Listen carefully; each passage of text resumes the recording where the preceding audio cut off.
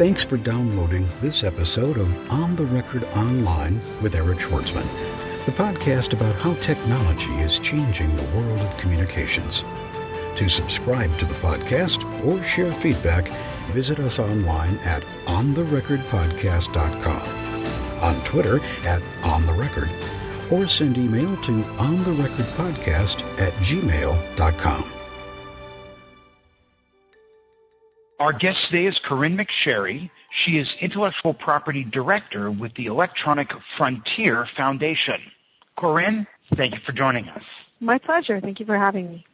So give us, if you would, a snapshot overview of what has become a very thick issue, a very complex issue, the issue of net neutrality. What's going on and why is everybody so interested? Sure. So, this particular battle has been a long time coming. For several years now, the FCC has been trying to figure out how it can try to make sure that the Internet is really an open Internet and try to make sure that all traffic, basically travel across the Internet equally. In a neutral way. That's why it's called net neutrality.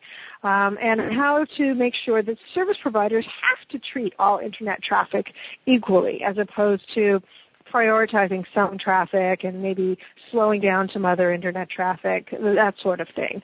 And the reason it's sort of come to a head now is that the FCC issued some rules actually several years ago that were designed to ensure net neutrality. But one service provider, Verizon, took the FCC to court, and what the court said was that the FCC had overstepped its authority, that it wasn't allowed to regulate in the way that it was trying to regulate. And so that kind of set everybody back to the drawing table.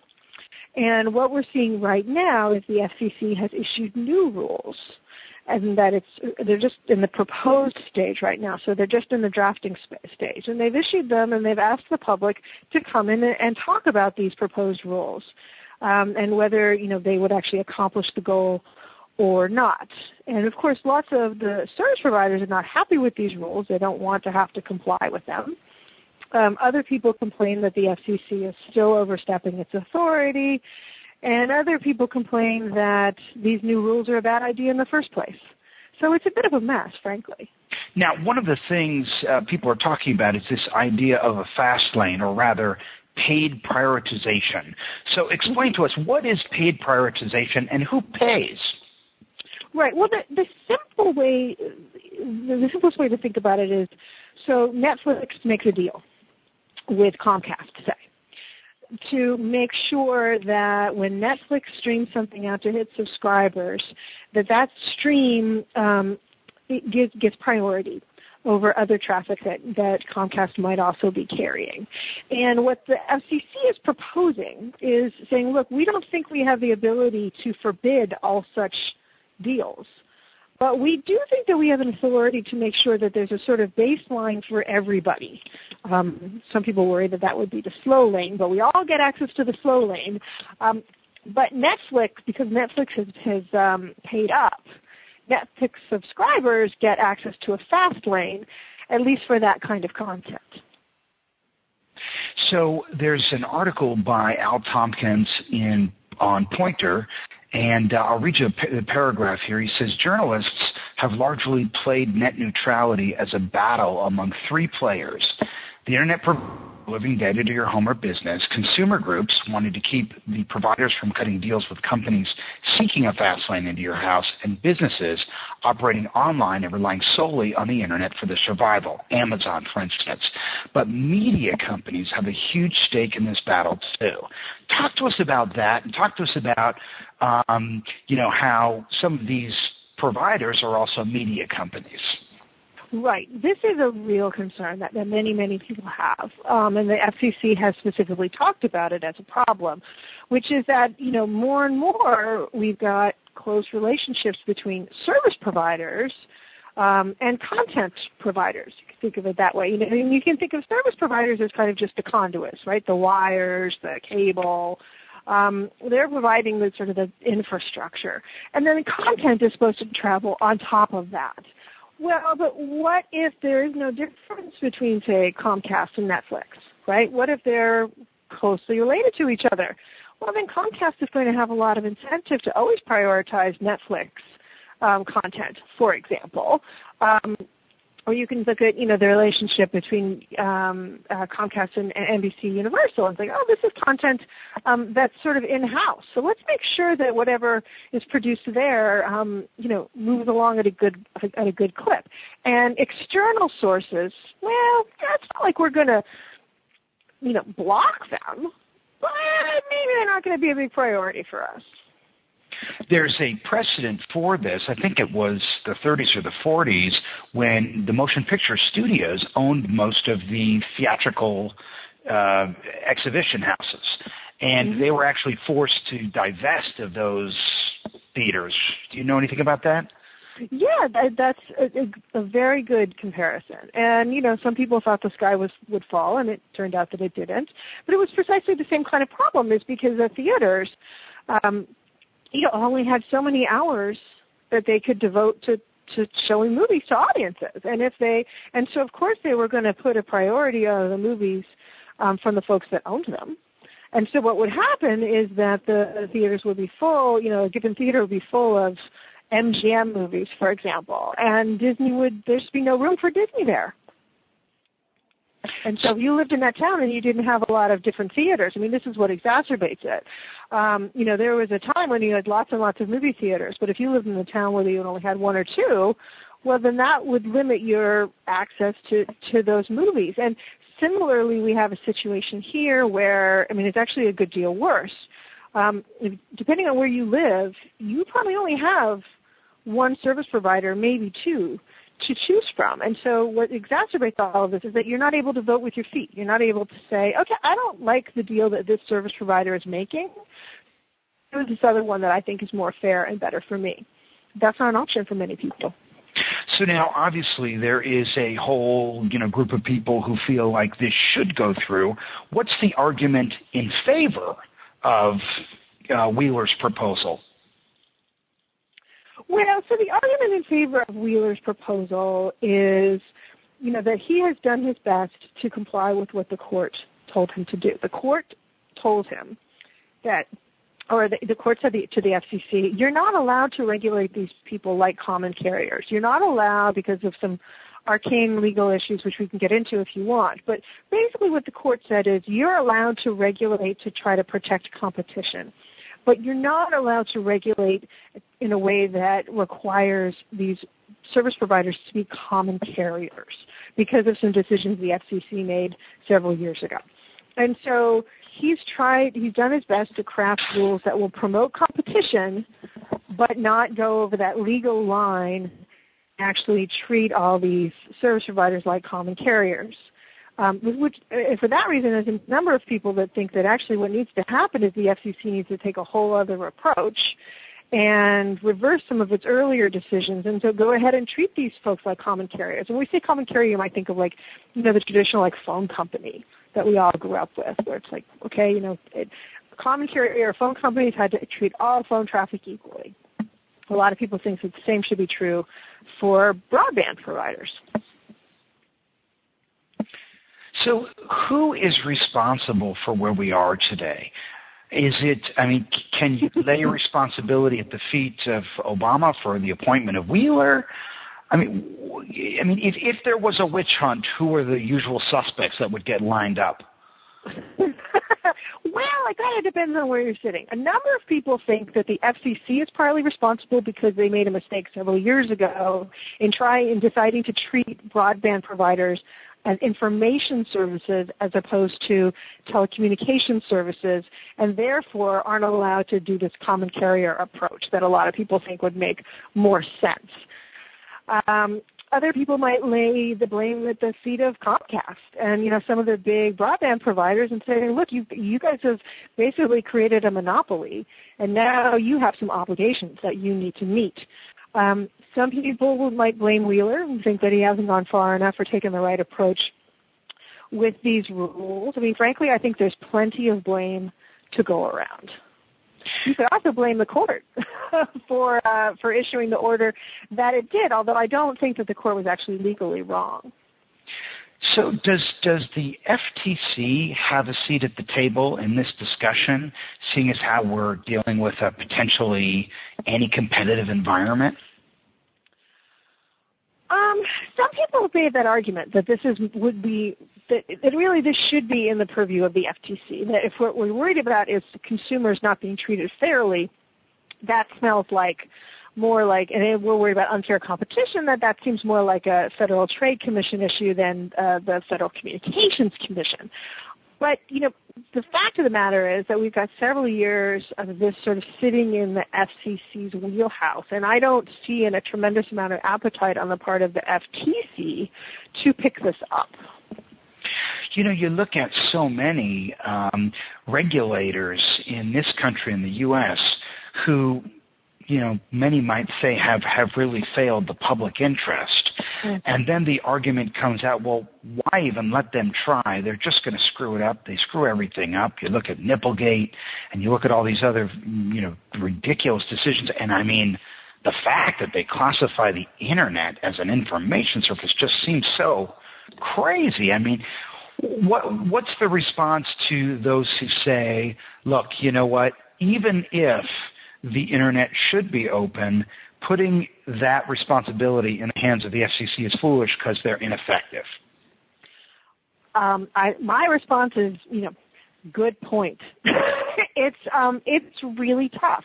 I think that the FCC does not have a particularly good track record in this regard. I mean, I think that it's really a problem. I think that what proponents of sort of strong FCC regulation will say is, well, you got a better idea? And, and I think that there's some truth to that, unfortunately there don't seem to be a tremendous number of alternatives. But it is true that, I think we have good reason to be uncomfortable and suspicious about giving the FCC a tremendous amount of authority over something as basic as the Internet, because the FCC just does not have a fantastic decision-making track record. They have not earned our trust as much as we'd like, and there's a long history of regulatory capture. We know how it works. Industry insiders sort of effectively take over the regulatory agencies, and for the most part manage to stave off any kind of regulation that they don't like. It's a real problem, and I think that anyone who thinks that there's sort of an easy solution, that the FCC will just fix it all for us, is really fooling themselves. Well, I mean, certainly all sorts of telecommunications are being provided on an Internet backbone now. And we're seeing now, obviously, the publishing industry, the recorded music industry, television, all media being delivered online. And it seems like it makes perfect sense that you would classify it as a telecommunications service. What are the real barriers to reclassifying the Internet from an information service to a telecommunications service? What are the obstacles to making that happen? Likelihood of that happening? Well, the obstacles are money. I mean, number one, right? I mean, I think that the Comcasts and the Verizons of this world would much prefer that things stay the way they are, and that they don't want to be regulated as common carriers. They don't want the kinds of obligations that might come along with that. And so I think that we can expect a very significant political battle to push back against the FCC doing that. So that's sort of obstacle, it's a pretty strong obstacle. Now, I think in terms of the politics of it, I think if you had asked me 3 months ago whether that was remotely possible, I would have said no, and so would have a lot of other people. I think that the environment has changed somewhat. I think that we have a lot more people speaking up and talking about it and arguing for it. So, it may be that we've got a more complicated political environment than we had a little while ago. So based on your experience now as a professional, as someone who is, communicating about this and involved in this fight, from my view, as someone who has an interest in an open internet but isn't nearly as close with this issue as you are, I find that these thicker issues are really tough to get people behind because they take some sustained attention to appreciate. And, we're dealing with such fleeting attention spans. What has your experience been with that? And have you learned anything at all about what it takes to capture and mobilize the public behind an issue like this? Well, I think that you are right. I think that internet neutrality is a hard issue. It's actually gotten easier over time. I mean, we've been working on this for several years now, and it's actually gotten a little bit easier over time as more and more people have become more and more conscious of how much they rely on the internet for so many basic services. So that sort of that background has changed, and it's made it a little bit easier. I think that you're right. It's still sometimes challenging to mobilize the public around an issue like this because it's not simple. It just isn't. And and getting it so people sort of can process what's happening without being too simplistic is a challenge. But look, it's been done before, and it can be done again. I think that one of the things that I've been trying to say to people is, look, it's your internet. You rely on it every single day, and it's going to be up to you to defend it because Comcast isn't going to do it for you, and the FCC is not going to do it for you, and the EFF isn't going to be able to do it for you all by ourselves. And the other thing, though, that is nice is that the internet itself helps in the sense that we have so many tools now to mobilize people and to make it easy for them to act in a way that they couldn't before. So, at EFF, we've developed tools to make it really easy for people to submit comments to the FCC online. We've developed tools to make it easy for people to call their Congress people. I mean, there's a lot of things that we can do now that we weren't able to do before to get folks mobilized and to get folks educated. So we're in this period now where the FCC Chairman Tom Wheeler has distributed this proposal for these fast lanes and this paid prioritization, and there's a public comment period. Is that right? Right. People have until July 15th to submit comments to the FCC. And what we're doing to sort of help facilitate that, and other groups are doing similar things, but basically the proposed rules, there's a sort of short version of the proposed rules that are a little hard to read, and then there's a long version that's really hard to read. I know because I read it this weekend. And so we're going to try to break that down for people. One of the things that we really try hard to do at EFF is to explain things without being simplistic, so simple but not simplistic. So we're working on a series of blog posts to help people get informed so that they can make really informed comments and sort of views with FCC. And from my perspective, even if you don't agree, lots of different people may have different views about what should happen, but what's really important is the public go ahead and get engaged and get involved because, again, it's our internet. We have to protect it. So now there's been a lot of discussion already about this prior to the release of the actual rules. Now you've read them.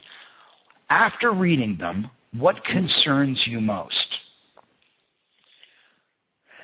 Well, what concerns me most is there's a lot of vagueness in these proposed rules. So, for example, there's several references to commercial reasonableness. What they will say is that you can make these deals, right? These kind of like pay-to-play deals and that sort of things, prioritization deals, but they have to be commercially reasonable. Well, what's that going to mean? Right? Lots of things might be reasonable, commercially reasonable from the perspective of the user, from the perspective of the service provider, from the perspective of Netflix or Amazon. I'm very worried that as a practical matter, these terms are going to be so vague that we're all going to end up with so much uncertainty that we won't even know. Again, we've gone to all this trouble to propose rules, and no one really knows what the rules are. Any big surprises after reading them? Well, the one thing that I think many people thought was interesting is that, there was sort of a leak a few weeks ago and a description of what folks thought the rules were going to be. And I think that there has been some movement.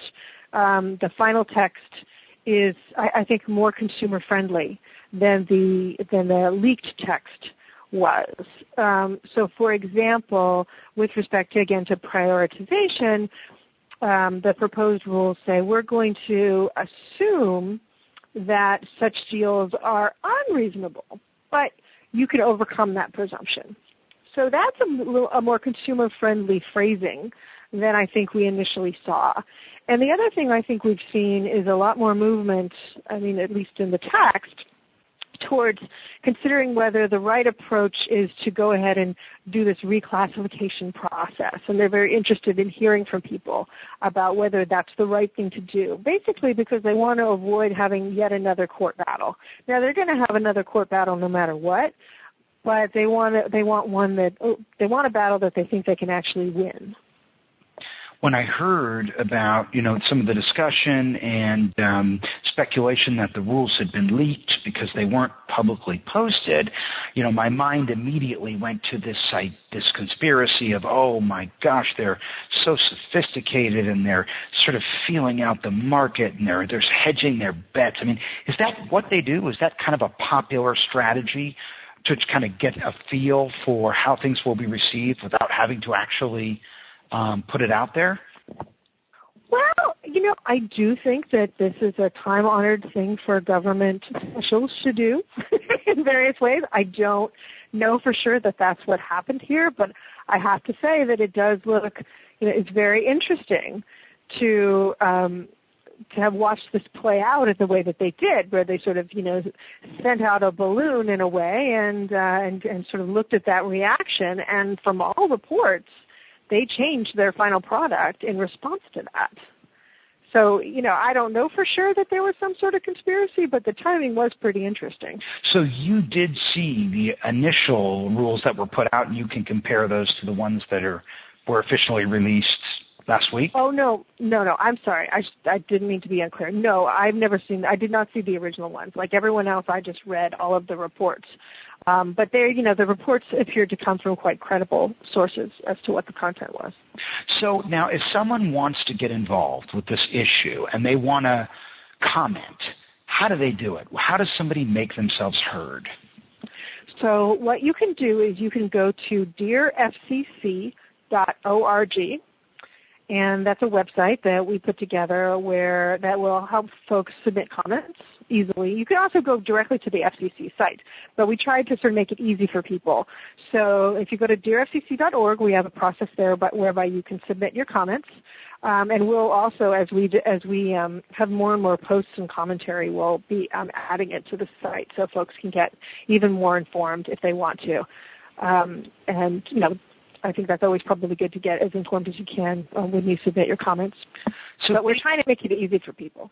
So based on your experience working in the policy sector, what matters most? Do regulators take an email just as seriously as a phone call, as a letter, or is there some sort of a ladder of influence there with respect to channel of communication? Well, they're in this particular context, they are specifically required to and are collecting public comments, and that's via an email. So that's that is built into the process, into this particular process. I think, though, that it is true that when people actually are motivated to not just email but also go ahead and pick up the phone, that is almost always, even more effective with regulators, congresspeople, et cetera. Knowing that people are motivated enough to actually make a phone call is pretty important. Well, Corynne, I want to thank you for taking the time to have this discussion with us. My pleasure. Thank you for inviting me on. I think it's such an important issue for people to get informed about.